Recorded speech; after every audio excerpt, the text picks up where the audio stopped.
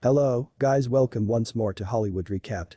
Today I'm going to give an explanation for an American horror thriller movie called Midnight Movie, released in the year 2008. Spoilers ahead. At the starting of the movie, a filmmaker named Radford is walked down the hallway of a psychiatric hospital by two clinical staff. They take him to a room where a doctor is ready for Radford's treatment. As a measure to cure him, the medical doctor has come up with a concept to show Radford his very own directed movie. On the other hand, Dr. Wayne does not think it's a right idea, as the slasher movie is like an infection, and Radford is obsessed with it. Despite this, they finally let Radford watch the movie.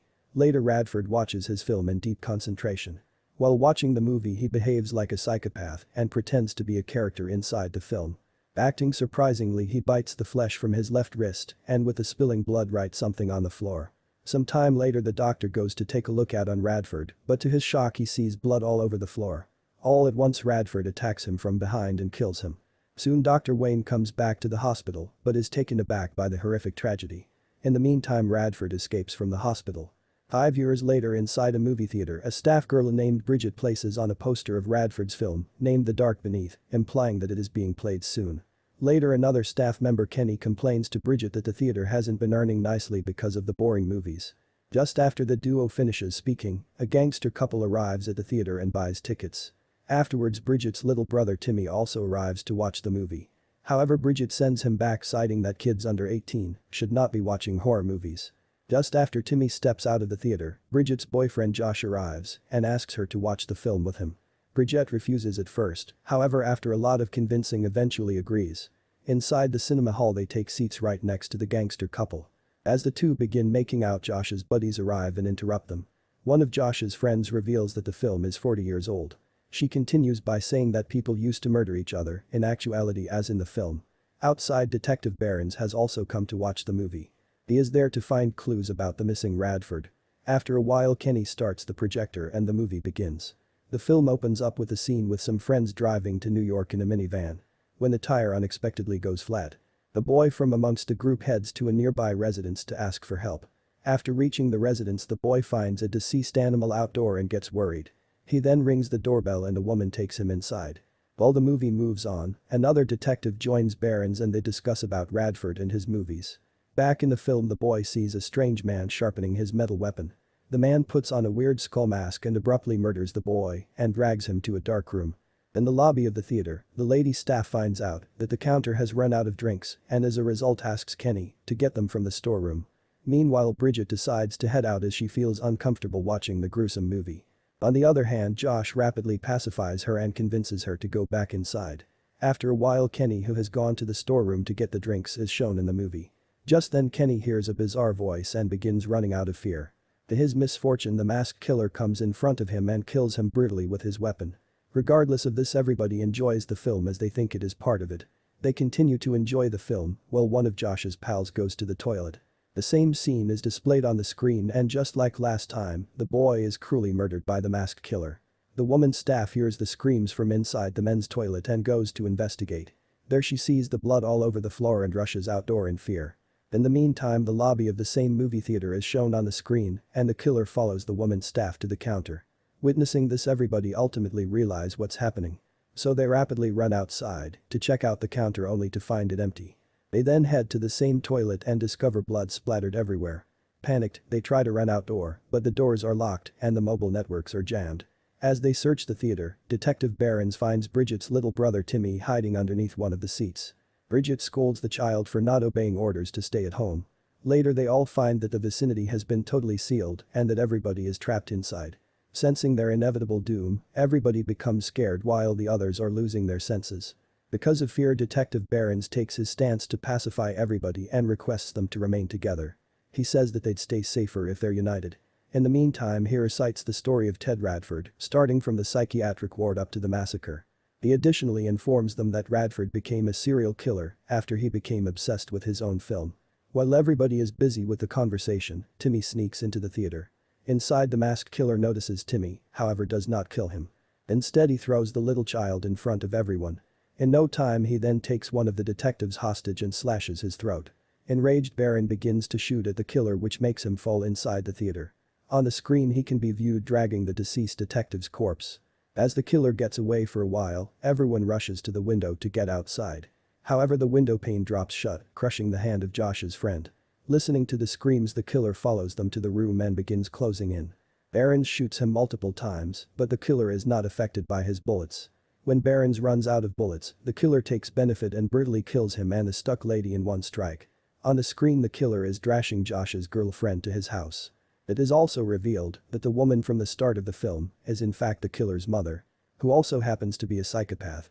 She praises the killer for bringing one more friend to the house. Outside the movie, everybody gathers in the foyer and discusses the possible methods to get rid of the killer. Simply then Bridget advises stopping the movie. They all agree and head to the projector room, however find the door locked from the inside. As an alternative, they attempt to go via the window, but it is too small for the others to fit. Hence they send Timmy inside, and while he is crawling forwards, the killer spots him. However, Josh strikes the killer, helping Timmy escape. Quickly Timmy reaches the projector room while the killer is closing in on Josh to kill him. Little Timmy then removes the plug of the projector. To his surprise though, the projector does not stop running. Therefore he rapidly opens the door and lets the gangster man come inside. In no time the big man pushes the projector to the floor, stopping the film and saving Josh. He then picks up the reel and confirms that the killer is still alive.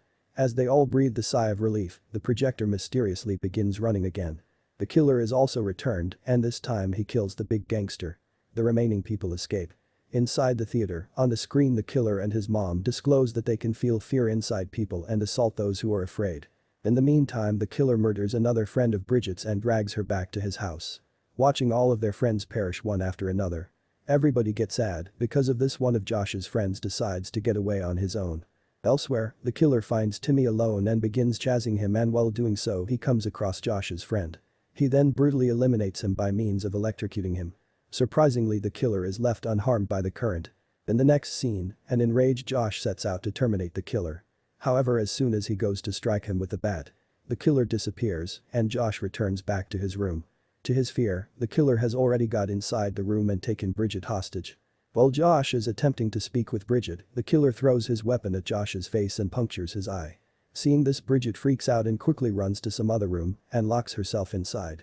After Bridget has escaped, the killer begins looking for Timmy, who is hiding in the theater. Sometime after, Bridget arrives at the theater and meets her little brother Timmy. She informs him that they should not fear the killer because fear is the weak point. She in addition adds that if they manage to cover their fear, he cannot harm them. They close their eyes and sit down on the ground to overcome the fear. The same is displayed on the screen and the killer approaches them from behind. As he comes nearer, he is amazed that the siblings are not fearing him. The killer then walks away. However, just at that moment Bridget opens her eyes and the killer senses her fear. He rapidly comes near and takes her to his home inside the movie. In the next scene, Bridget wakes up to find herself locked in a room where the killer is sharpening his weapon. She by some means manages to escape to another room and spots many injured humans there. To her shock, she finds out that Josh is still alive, however is severely injured. She then quickly goes up to him, however the killer's mom hits her on the head and knocks her out. The next time, she opens her eyes and she notices that her little brother is also tied up alongside her. After a while, the killer comes close to her and threatens her to fear him, otherwise he'd give her a painful death. After saying this, he begins to pull her nails out from her foot one by one. In the beginning, Bridget cries out in severe pain, but then gains control over her pain and fear. Seeing this, the killer gets annoyed and throws Bridget down to the floor. Just then she finds a sharp device on the ground and with it quickly stabs the killer in the neck. Bridget then without delay runs outside, taking Timmy with her. But before they can get out, the killer's mother drags Bridget to the ground and tries to choke her to death. Just before Bridget takes her closing breath, little Timmy stabs the killer's mom from behind and terminates her. The siblings then quickly get away from the house and begin running, however are greatly surprised to witness the killer chasing them. While running away from the killer, Timmy slips and falls down. At this moment, Bridget realizes that Radford's film is about to end. She then holds her little brother and shouts at him to run. The film Dark Beneath has come to its end. And at the ending scene, Bridget throws Timmy out of the screen. Just a second before the projector stops, Timmy comes outside of the film to the theater and as a result his life is saved. On the other hand, the reels are finished and Bridget is stuck inside the movie with the killer. In the last scene, the police arrive at the theater and Timmy reports the whole thing to them. He additionally sadly informs them that his sister is stuck inside the movie. However, the officers don't take his word as he is simply a child. Since they do not search for Bridget or the others, they're stuck forever inside the movie. Thanks for watching everyone, remember to like and subscribe and we'll see you next time in another movie recap.